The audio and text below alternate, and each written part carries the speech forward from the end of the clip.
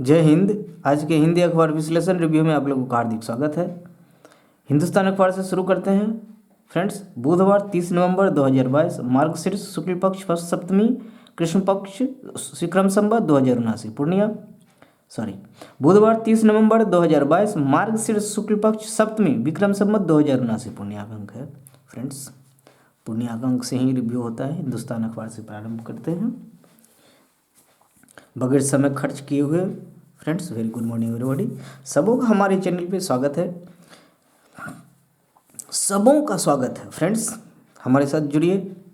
Facebook पे भी हमारा अकाउंट है, सेम आईडी है, इंस्टाग्राम पे है, ट्विटर पे है, हर जगह है फ्रेंड्स। हमारे साथ जुड़िए, हमारे चैनल को सपोर्ट कीजिए। बहुत कुछ आने वाला है नए साल में, तो और भी बहुत कुछ आने वाला है, बहुत परिवर्तन होगा। थोड़ा स्लो ग्रोथ हो रहा है फ्रेंड्स, लेकिन slow and steady wins the race. थोड़ा धीरे चले, लेकिन लगातार चलना बहुत ज़रूरी है। लगातार चलते रहना चाहिए। सहायिका के लिए मैट्रिक न्यूनतम योग्यता आंगनबाड़ी केंद्र के बारे में कहा जा रहा है। जिला स्तर पर लिए जाएंगे आवेदन जिला स्तर पर लिया जाएगा। बदलाव क्या हुआ? इंटर पास ही अब बनेगी आंगनबाड़ी सेविका। लेकिन पहले क्या था, अब क्या हुआ? पहले नहीं था, पहले योग्यता कम थी, अब योग्यता बढ़ा दी गई है। पहले योग्यता क्या थी फ्रेंड्स? देखते हैं। 18 न्यूनतम व 35 अधिकतम उम्र सीमा तय की गई। सबसे पहले उम्र सीमा समझ लीजिए, कम से कम 18 साल, अधिक से अधिक 35 साल होने चाहिए। ऑनलाइन ही कर सकेंगे आवेदन। जिस वार्ड में भर्ती उसका निवासी होना जरूरी है। उप विकास आयुक्त की अध्यक्षता में बनेंगे चयन समिति। उप विकास आयुक्त की अध्यक्षता में बनेंगे चयन समिति। डीडीसी जानते हैं, उसी के समकक्ष वही समझ लीजिए। शीर्ष डिग्रीधारी को मिलेगी वरीयता। डिग्री जिनका सर्वोच्च होगा उनको प्रायोरिटी दी जाएगी। चलिए क्या कहना है इसमें? आंगनबाड़ी सेविका और सहायिका के चयन प्रक्रिया में बड़ा बदलाव किया गया है। साथ ही इसके लिए न्यूनतम शैक्षणिक योग्यता में भी परिवर्तन किया गया है। आंगनबाड़ी सेविका के लिए न्यूनतम योग्यता इंटरमीडिएट व समकक्ष, और आंगनबाड़ी सहायिका के लिए मैट्रिक होगा। पहले यह क्रम मैट्रिक और 8वीं पास थी, मतलब सहायिका के लिए मैट्रिक था और सेविका के लिए मैट्रिक था और सहायिका के लिए 8वीं पास था। फ्रेंड्स, सहायिका के लिए सहायिका सहायता करती है और सेविका आंगनबाड़ी चलाती है। सहायिका काम है भोजन बनाना, बच्चों की देखरेख करना, और सेविका का काम है उन्हें एजुकेशन इम्प्रूवमेंट कराना। तो सेविका के लिए न्यूनतम योग्यता इंटरमीडिएट रखा गया है और सहायिका के लिए मैट्रिक रखा गया है। लेकिन पहले सेविका के लिए मैट्रिक था और सहायिका के लिए 8वीं पास होना जरूरी था। इसमें अब बदलाव हुआ है, मतलब काफ़ी कंपटीशन बढ़ गया है, समझा जा सकता है। उम्र की तकाजा यहाँ समझ ही रहे हैं। शहरों में भी अब सतत जीविकोपार्जन योजना का लाभ। राज्य के शहरों में भी सतत जीविकोपार्जन योजना का लाभ दिया जाएगा। इसके तहत पूर्व में शराब और ताड़ी के धंधे से प्रत्यक्ष और अप्रत्यक्ष रूप से जुड़े गरीब लोगों को व्यवसाय शुरू करने के लिए 1 लाख रुपये तक की वित्तीय सहायता दी जाएगी। सतत जीविकोपार्जन योजना समझ लिए किस तरह की योजना है और कितने राशि दी जाती है, समझ में आ गया। चलिए याद रखिए, पोक्सो एक्ट के तहत 54 विदेश न्यायालय गठित किए जाएंगे। राज्य के न्यायालयों में दुष्कर्म और पोक्सो एक्ट के तहत दायर वादों के त्वरित निष्पादन के लिए 54 विशेष न्यायालय गठित किए जाएंगे। इन न्यायालयों के लिए विभिन्न कोर्ट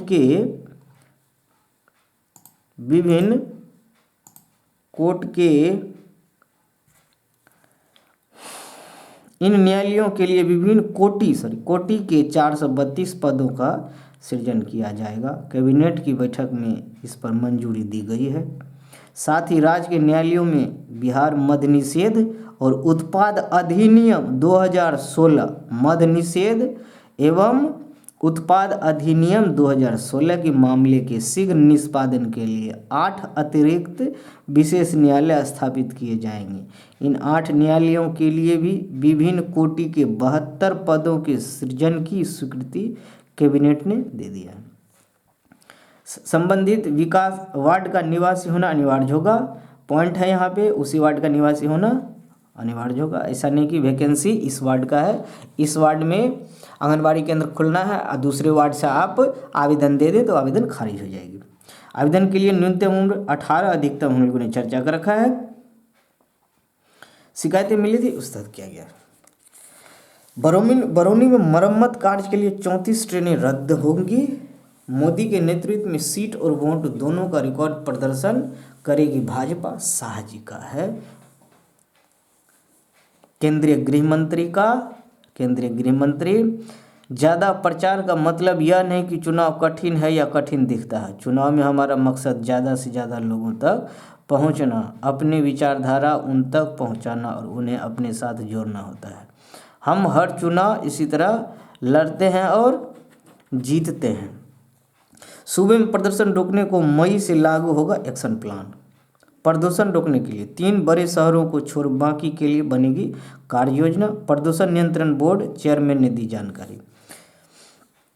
वायु प्रदूषण को कम करने और हवा की गुणवत्ता को सुधार करने के लिए राज्य भर के लिए विस्तृत कार्य योजना मई महीने से लागू की जाएगी। प्रदूषण नियंत्रण बोर्ड के अध्यक्ष अशोक कुमार घोष, याद रख लीजिए, अशोक कुमार घोष ने बताया कि पटना, मुजफ्फरपुर और गया को छोड़कर बाकी के शहरों के लिए कार्य योजना को अगले 6 महीने बाद से लागू किया जाएगा। हिंदुस्तान का संपादकीय से पहले थोड़ा बहुत देख लेते हैं, और भी कुछ है।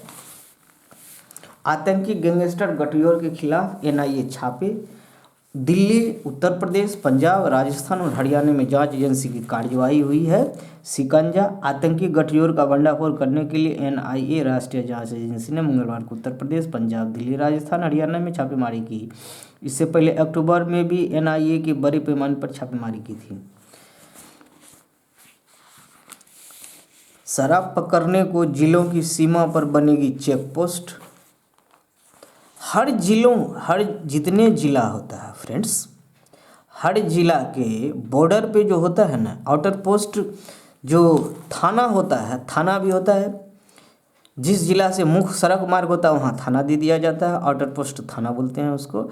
अब अलग से शराब पकड़ने के लिए मद्य निषेध एवं उत्पादन विभाग का अलग से चेक पोस्ट बनेगा। वो बस लिक्विड जांच करेगा। आम लोगों के लिए ई-रुपये का पायलट प्रोजेक्ट कल से। रिजर्व बैंक ने थोक क्षेत्र के बाद खुदरा के लिए भी देश की डिजिटल करेंसी ई-रुपया का पायलट परीक्षण 1 दिसंबर से शुरू करने जा रहा है।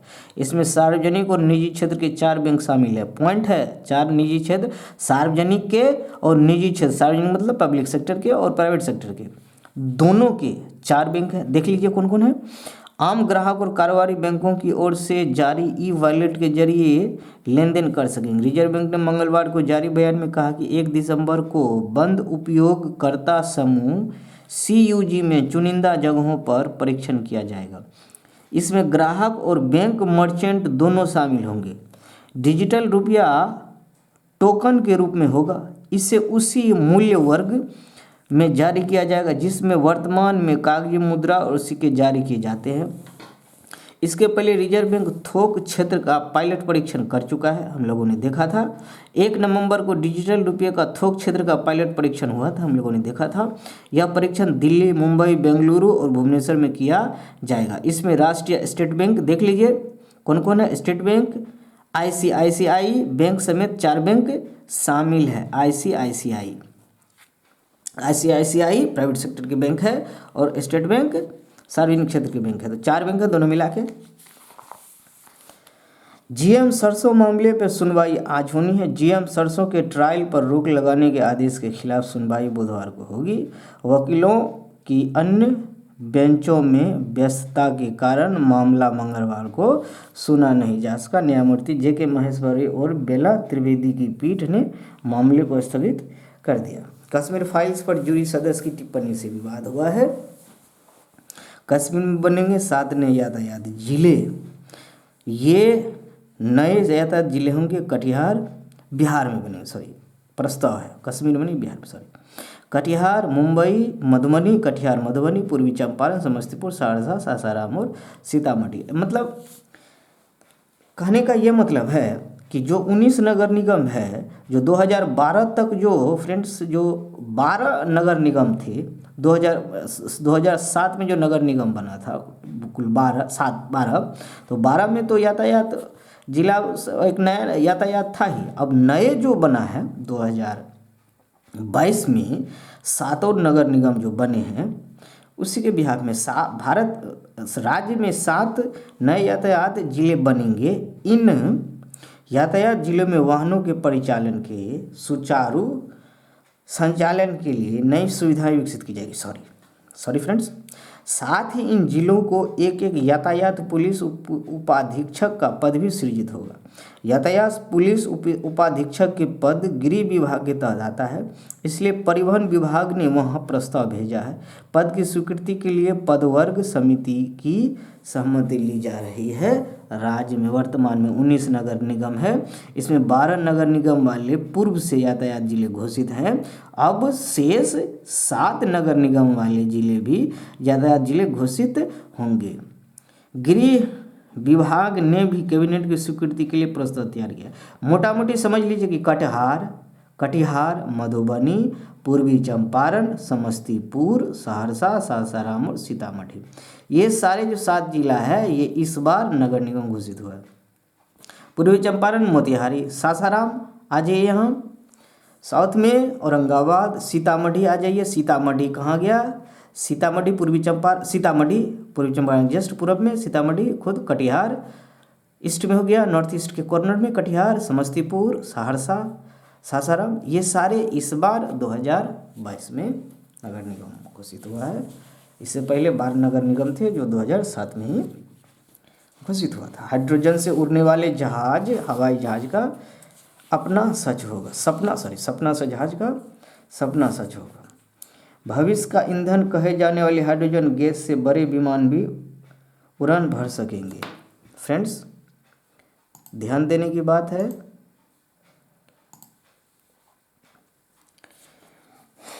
मोस्ट वीवीआई है, लेकिन इसका ड्रॉबैक देखिए कितना बड़ा। ड्रॉबैक समझने वाली है। -253 डिग्री सेल्सियस तापमान पर हाइड्रोजन ईंधन का द्रव रूप में भंडारण इस्तेमाल चुनौतीपूर्ण होगा। समझने का बात यह है कि हाइड्रोजन को हरित ईंधन माना जाता है और इसे बनाने में बिजली और जीवाश्म ईंधन की जरूरत पड़ती है। अब हाइड्रोजन को ईंधन बनाने के लिए बिजली की जरूरत पड़ेगी और जीवाश्म की जरूरत पड़ेगी। जीवाश्म के लिए हवा की जरूरत पड़ेगी और बिजली के लिए ज्वारीय ऊर्जा का प्रयोग किया जाएगा। बिजली, क्योंकि हम उत्पादन तो हाइड्रोजन से जब चलाना हो तो हाइड्रोजन से भी चलाने के लिए ईंधन को में कन्वर्ट कराना होगा ना, तब तो ईंधन के रूप में कन्वर्ट तो कराना होगा ना। जैसे आप यूरेनियम ले लेते, यूरेनियम ले तो ईंधन थोड़ी बन जाता। यूरेनियम को ईंधन बनाने के लिए भी जो माचिस की ज़रूरत पड़ती है, जैसे किसी कहीं आग लगाना हो तो लकड़ी तो अवेलेबल हो गया, अब माचिस की जरूरत पड़ती है तो माचिस का ही नाम प्लूटोनियम है, जिससे आग लगाई जाती है। फ्रेंड्स, उसी तरह से जीवाश्म ज्वारीय ऊर्जा और जीवाश्म हवा की ऊर्जा, हवा, ये दोनों मिल के यूज किया जाएगा। तो वही तो बात घुमा फिरा के तो वही हो गया। ये रिसर्च में हमें नहीं लगता बहुत ज़्यादा हाई तो भी की बात है या कोई नया रिसर्च है। बिजली की ज़रूरत पड़ ही गई।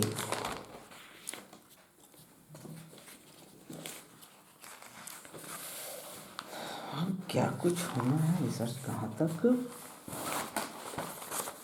कितना यूजफुल है प्रैक्टिकल लाइफ में, वो तो देखने की बात होगी।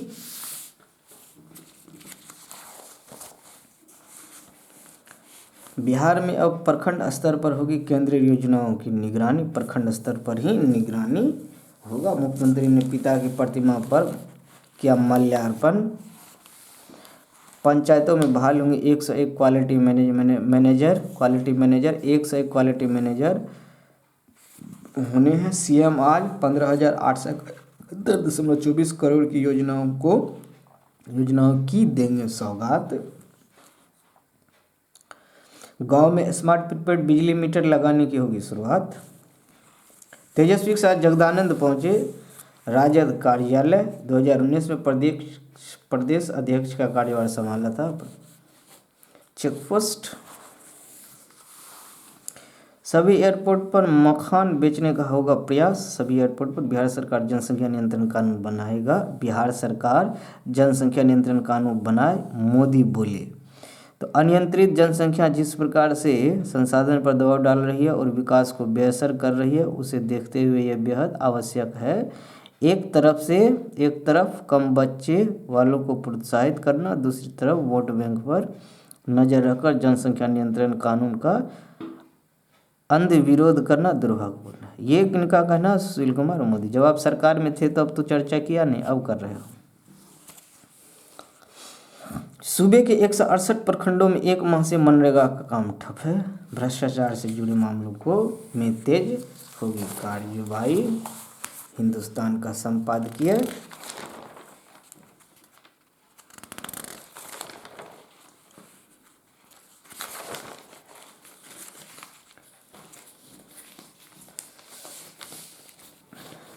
चलिए, मोस्ट वीआई आर्टिकल है, इसे मैं मिस करना नहीं चाहूँगा फ्रेंड्स। देखिए, पहले टकराव से परहेज ये देख लेते हैं। उच्च न्यायालय में जजों की नियुक्ति संबंधी कॉलेजियम की सिफारिशें को केंद्र सरकार द्वारा लौटाए जाने और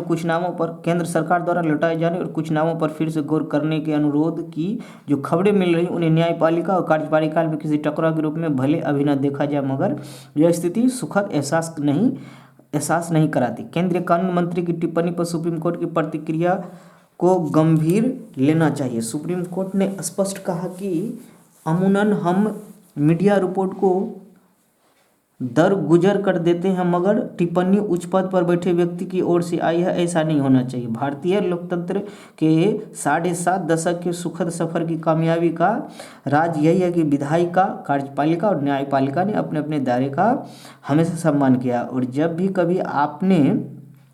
कभी आमने सामने की बात की नौबत आई है, तब इन तीनों अंगों के नेतृत्व के गरिमामय ढंग से समाधान निकाल लिया। शीर्ष अदालत की यह चिंता अपनी जगह जायज़ है। जजों की नियुक्ति प्रक्रिया को बहुत लंबे समय तक लटकाया नहीं जाना चाहिए। तब तो और जब देश के उच्च न्यायालयों में 59.5 लाख मुकदमे लंबित है। ध्यान दीजिए, जब देश के उच्च न्यायालयों में 59.5 लाख मुकदमे लंबित है और सुप्रीम कोर्ट में 71,000 मुकदमों को निपटाना है, उच्च न्यायालयों में करीब 60 लाख मुकदमे पेंडिंग है और सुप्रीम कोर्ट में 71,000 पेंडिंग है। ऐसे में जजों की नियुक्ति में कोई भी देरी नागरिक हितों और कानून के राज की मूल अवधारणा के विरुद्ध है। लेकिन यह तस्वीर का एक पहलू है। दूसरा पहलू यह है कि जजों की नियुक्ति प्रक्रिया में पारदर्शिता को लेकर दर्शकों से बात होती रही है और 1993 तक प्रधान न्यायाधीश के अनुशंसा पर सरकार ही जजों की नियुक्ति किया करती थी। इस व्यवस्था में सियासी हस्तक्षेप की आशंका को खत्म करने के लिए कॉलेजियम सिस्टम की शुरुआत की गई थी, जिसमें 5 वरिष्ठ जजों की चयन समिति यह काम करती है। अब पारदर्शिता के सवाल इस सिस्टम पर भी उठने लगे हैं। जाहिर है, पारदर्शिता इंसाफ की आधारित विशेषता है। अच्छा होता कि भारतीय न्यायपालिका की साख को और मजबूत बनाने के लिए एक सर्वमान्य समाधान पर पहुंचा जाता। दुर्योग से ऐसा नहीं हो सका है। कॉलेजियम सिस्टम की जगह सरकार एक राष्ट्रीय न्यायिक नियुक्ति आयोग गठित करना चाहती है। सरकार क्या चाहती है? कॉलेजियम सिस्टम की जगह सरकार एक राष्ट्रीय न्यायिक नियुक्ति आयोग गठन करना चाहती है। सरकार ऐसा चाहती है। ठीक है, सरकार क्या चाहती है अब समझ में थोड़ा बहुत जा रहा होगा।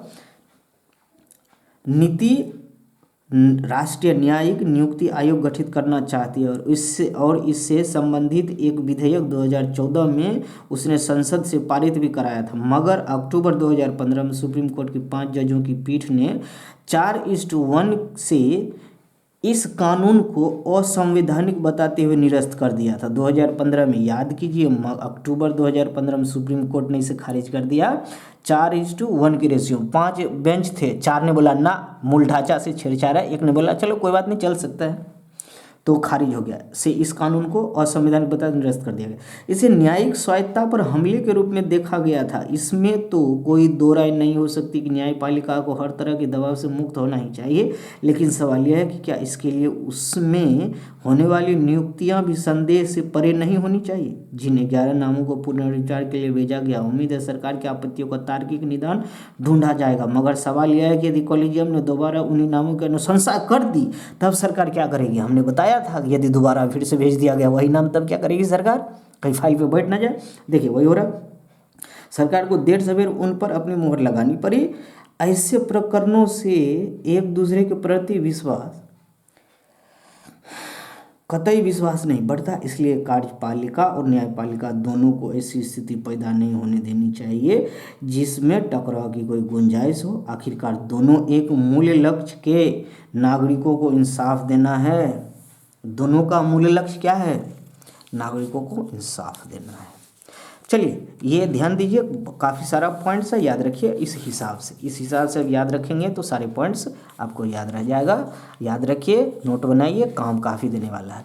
चुनावी मौसम में फिर रेवड़ियाँ की बहार, यहाँ बहुत पॉइंट है। गुजरात में कोई बिजली पानी मुफ्त देगा, बिजली पानी मुफ्त देगा तो कोई कुछ भी मुफ्त देने के लिए तैयार। गुजरात में कोई बिजली पानी मुफ्त देगा तो कोई लाखों नौकरियां देने का वादा कर रहा है। रेवड़ियाँ बांटने की होड़ मची है, जिसे सब लोग कल्याणकारी कार्यक्रम बता रहे हैं। देखिए, मुफ्त रेवड़ियाँ बांटने के पीछे की आज बहुत अच्छा आर्टिकल है आपके सामने फ्रेंड्स। अपने मन से बोलूँ तो आप ये कहोगे कि आप अपनी राय देते हो, बिल्कुल अपनी राय देनी नहीं चाहिए, लेकिन समझने वाली बात अलग होती है, राय अपनी जगह राय होती है। राय मशवरा एक अलग चीज़ें हैं, लेकिन समझने वाली जो पॉइंट होता है, जो कंटेंट होता है, उसे समझनी ही चाहिए। विजय विद्रोही वरिष्ठ पत्रकार है, लेखक अपने विचार है। विजय विद्रोही, देखिए विजय विद्रोही के हम लोग देखते हैं कुछ पॉइंट्स, ये क्या कह रहे हैं। घोषणाएं फिर चर्चा में। गुजरात में सभी प्रमुख राजनीतिक दल भाजपा, कांग्रेस, आम आदमी पार्टी के घोषणा पत्र जारी हो चुके हैं। सबसे पहले आपका घोषणा पत्र है जिसे 7 गारंटी नाम दिया गया। 7 गारंटी याद रख लीजिए आप। इसके बाद कांग्रेस का घोषणा पत्र है जिसमें 7 वचन, 7 गारंटी 7 वचन, याद रख लीजिए कांग्रेस का 7 वचन दिए गए। तब आपने वहाँ की कांग्रेस ने चीटिंग कर ली, हमारी गारंटियाँ चुरा ली, ये आम आदमी पार्टी का कांग्रेस पर आरोप लगाना था। अब भाजपा का घोषणा पत्र है जिसे संकल्प पत्र नाम दिया गया। भाजपा का संकल्प पत्र नाम दिया गया। आप और कांग्रेस दोनों ने अब भाजपा पर चीटिंग करने का आरोप लगाया है।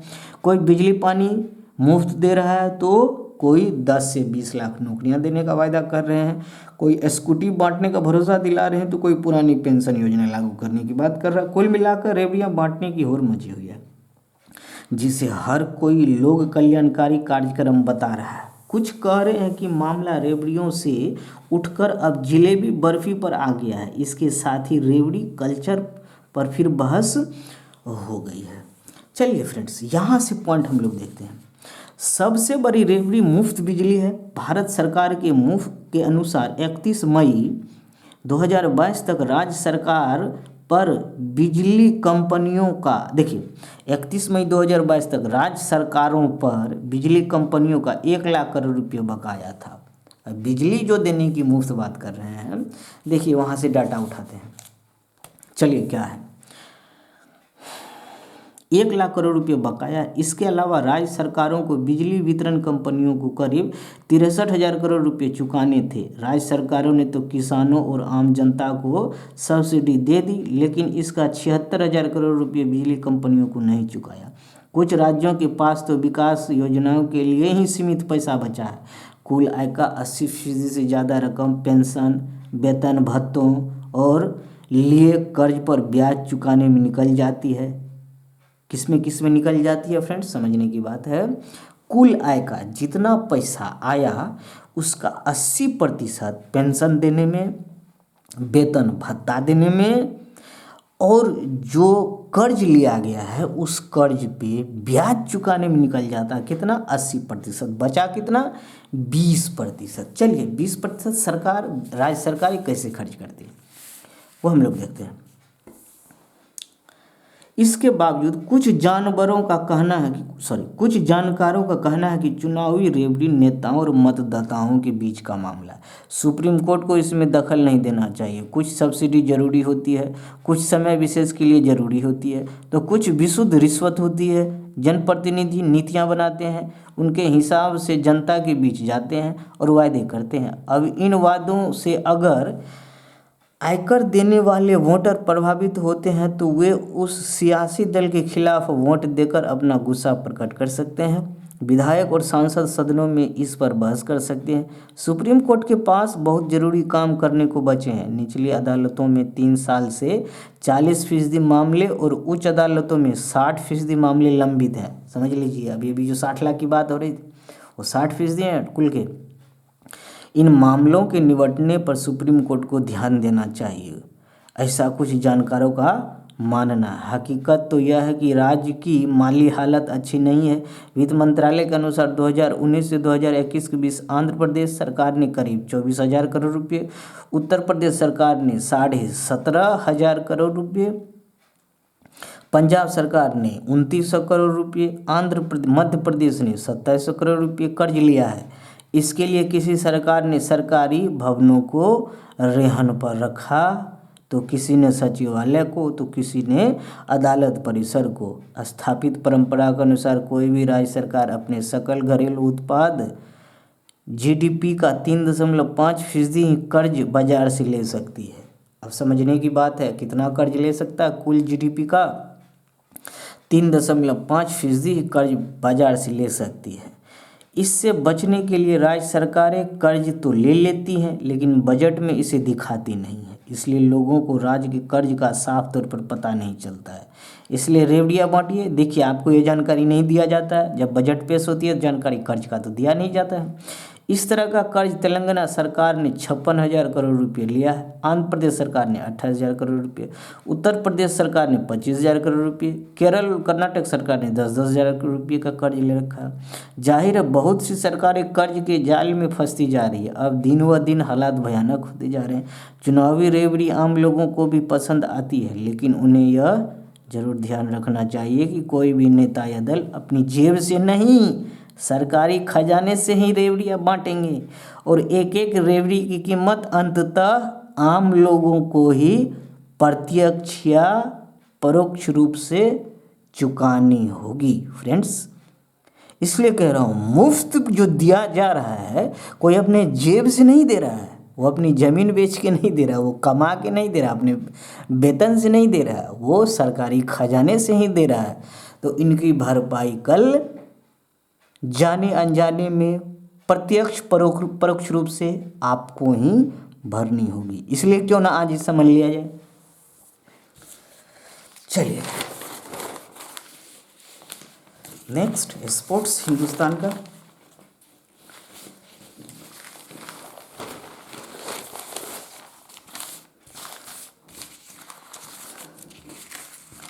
पुर्तगाल 5वीं बार नॉकआउट में, पुर्तगाल ग्रुप H का मैच हो रहा है। ग्रुप H में फ्रेंड्स पुर्तगाल, घाना, उरुग्वे, साउथ कोरिया है। पुर्तगाल 5 बार नॉकआउट में। पुर्तगाल का किससे मैच था? उरुग्वे से। पुर्तगाल, उरुग्वे, घाना और साउथ कोरिया ग्रुप H में है। तो देखिए क्या कुछ है। ऑफ साइड में 3 पुर्तगाल की तरफ से, उरुग्वे में 0, येलो कार्ड 3, इसे 2 मिला है, फाउल 10, 16 मिला है, कॉर्नर 6, 2 मिला है, निशाने पर शॉट 3, इसका 3 लगा है। तो 2-0 से उरुग्वे को 2-0 से पराजित किया। पुर्तगाल ने 2-0 से किया। अपने नाम सुना होगा रोनाल्डो का, यहीं से है, पुर्तगाल से है फ्रेंड्स। चलिए स्पोर्ट्स में अभी बेल्जियम के कप्तान किनका मैच है आज के मुकाबले में? ऑस्ट्रेलिया बनाम डेनमार्क,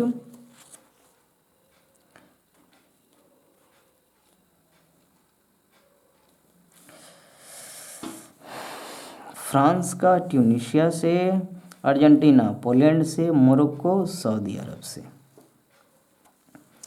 देख लीजिए, अर्जेंटीना पोलैंड, मोरक्को सऊदी अरब से, फ्रांस का ट्यूनीशिया से, ऑस्ट्रेलिया का डेनमार्क से। तीसरा वनडे भारत दुआ करेगा बारिश न हो। तीसरे टेस्ट में भारत सामने चुनौती बचाने की तैयारी में। हॉकी में ऑस्ट्रेलिया से हो रहा फ्रेंड्स। 2020 टीम में चमके देश के लिए खेलने की चाह भरी है। T20 फीफा की वार्षिक रिपोर्ट में किया गया दावा, दुनिया भर के शीर्ष क्रिकेटरों में 40% ने केंद्रीय करार नहीं कर रखा है। भारतीय खिलाड़ी इस सर्वेक्षण में शामिल नहीं है। आईसीसी का है, रिपोर्ट कार्ड है आईसीसी का। बवाल वाले मुख्य 5 शहरों में चीनी अर्थव्यवस्था की जान। ये बहुत अच्छा कंटेंट है फ्रेंड्स। समय की अनुपलब्धता रहने के कारण मैं पूरा कवर नहीं कर पाऊँगा। आप थोड़ा सा देख लीजिए, डॉटेड लाइन पॉइंट्स है, ये पॉइंट्स जरूर कवर करें।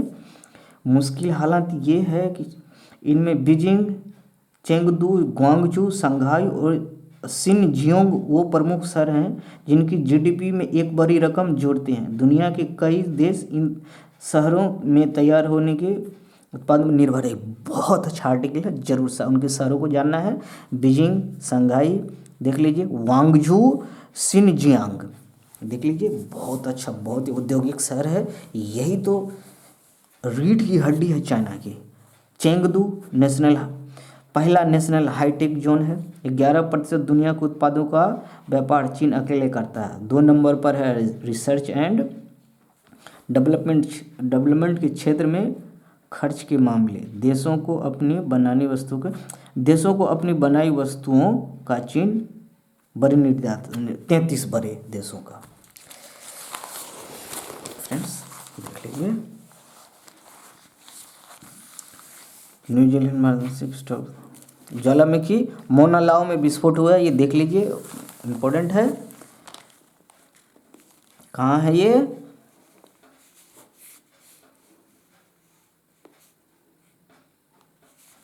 यूएसए अमेरिका में है।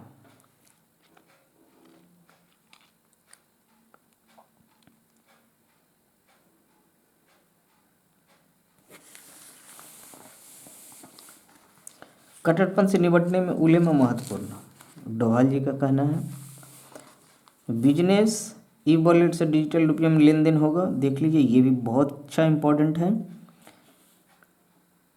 दुनिया के इन देशों में इस्तेमाल क्या है डिजिटल रुपया? दुनिया के इस देशों में केंद्रीय बैंकों ने डिजिटल करेंसी का पुनः इस्तेमाल शुरू कर दिया। इसमें Bahamas, Nigeria, Antigua, Dominic, Grenada, Mount Street, Saint Kitts, Saint Lucia, Saint Vincent and Grenadines जैसे कैरिबियाई देश शामिल है। कैरिबियाई देश शामिल है, बैंक में जमा कर सकेंगे पर अभी ब्याज नहीं। धारक को भरोसा, सुरक्षा, अंतिम समाधान की खूबियां से लेस की जाएगी। विस्तार एयर इंडिया में विलय होगा मंजूरी। विस्तार का एयर इंडिया में विलय किया जाएगा।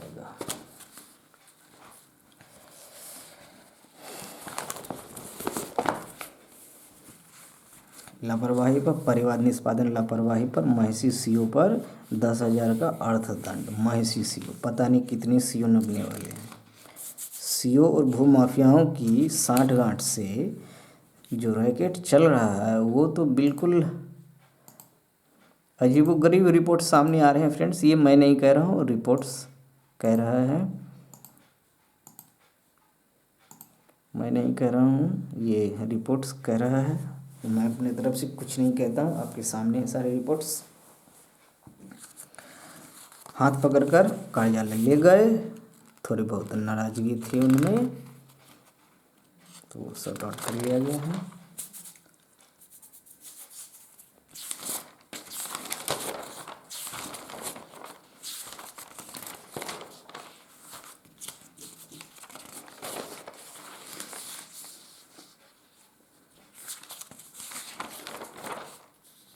चीन में बढ़ता विरोध प्रदर्शन। डॉक्टर धनंजय त्रिपाठी स्कूलों में तकनीक। धनंजय त्रिपाठी बिल्कुल पहुँच करके पढ़ें। सैनिक सम्मान रक्षा हेतु कानून बने। बिल्कुल पहुँच करके ऐसे आर्टिकल आप अवश्य पढ़ें, नोट्स बनाएं। इसे दो देशों के बीच रिलेशनशिप के लिए जो डाटा अवेलेबिलिटी होगी बिल्कुल क्रिस्टल क्लियर होगा, बहुत काम का होगा। स्पोर्ट्स प्रभात खबर का फ्रेंड्स, प्री क्वार्टर फाइनल में पहुंच चुका, हम लोगों ने चर्चा भी किया था।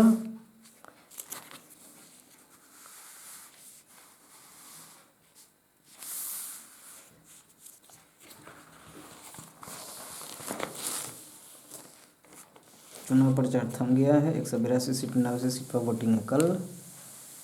गुजरात चुनाव,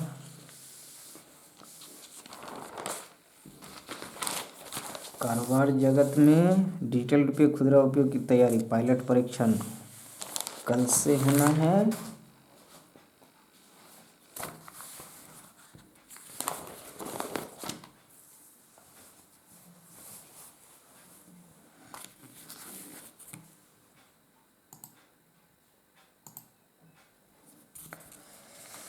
दैनिक भास्कर का अंक है।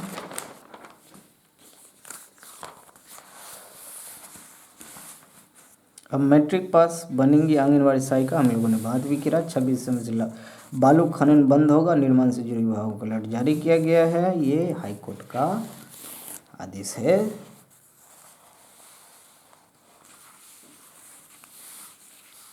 भागलपुर में बनेंगे railway terminal, multi storage building का भी किया जाएगा निर्माण।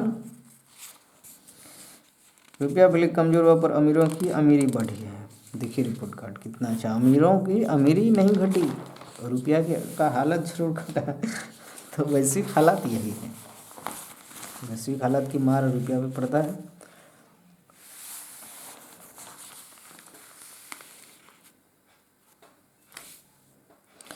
असली तपस्वी किसान और मजदूर, राहुल जी का कहना है।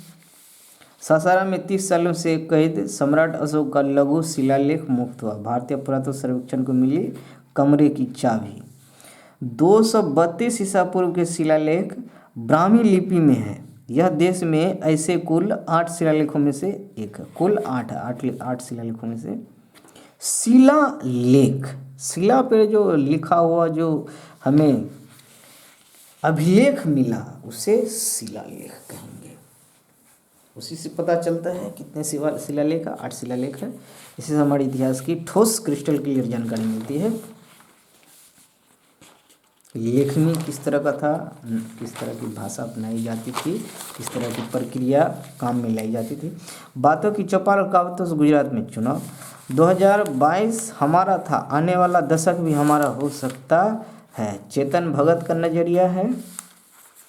अब देख सकते हैं कुछ लोग कहेंगे कि स्टॉक मार्केट किसी इकोनॉमी की वास्तविक तस्वीर पेश नहीं करती, बहुत हद तक करती है, बहुत हद तक करती है। मैं मानता हूँ और आप भी मानिए, क्योंकि अब चेतन भगत जी कह रहे हैं। आप तो जानते ही हैं 3 इडियट्स मूवी देखे होंगे, तो चेतन भगत को आप जानते ही होंगे। सऊदी अरब की महिला फैंस के लिए मैच देखना सबसे बड़ा दिन। पुर्तगाल 5वीं बार क्वार्टर फाइनल में, प्री क्वार्टर फाइनल में, यहाँ से क्वार्टर फाइनल का दौर चालू होने वाला है। 40 साल बाद वर्ल्ड कप में पोलैंड अर्जेंटीना की भिड़ंत।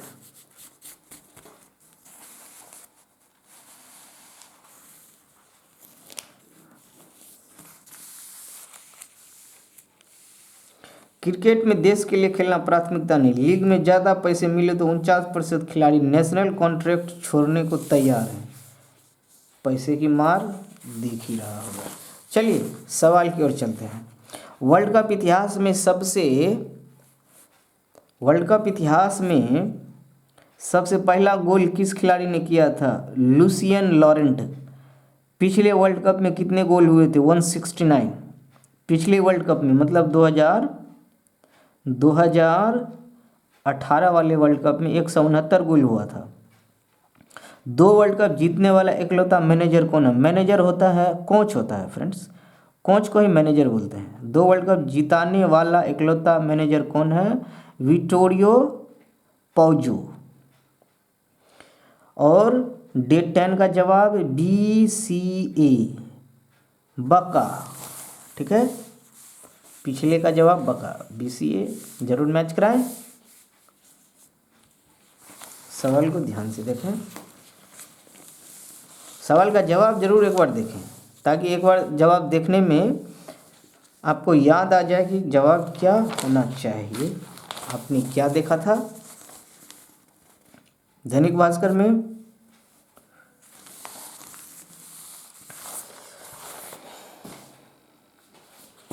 फ्रेंड्स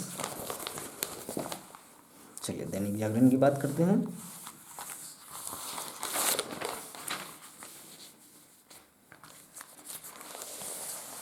पीएम मोदी की लोकप्रियता और विकास मॉडल से अभूतपूर्व जीत, ट्रक की ठोकर से 7 दामाद की मौत हुई है। अब 12वीं पास ही बन सकेगी सेविका सहायिका के बारे में हम लोगों ने देखा। फिल्मकार के बयान पर इजराइल ने माफ़ी मांगी। हाँ, जो डिस्प्यूट हुआ था द कश्मीर फाइल्स के बारे में जो हमने बात करा था।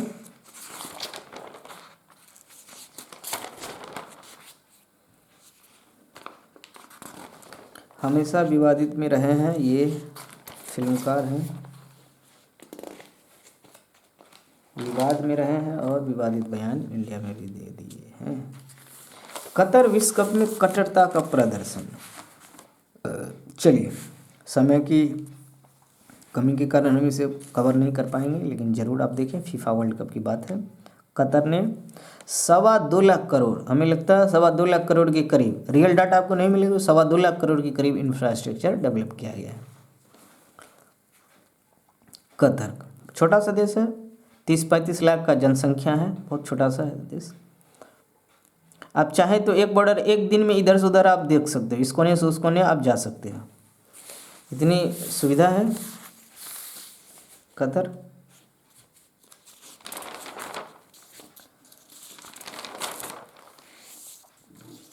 अर्थ जागरण में कोरोना और युद्ध से ठप रहा हस्तशिल्प निर्यात ठप रहा है, सब्सिडी से बनेगी बात। सब्सिडी बचा ले तो बचा ले, देखना होगा क्या कुछ होता है।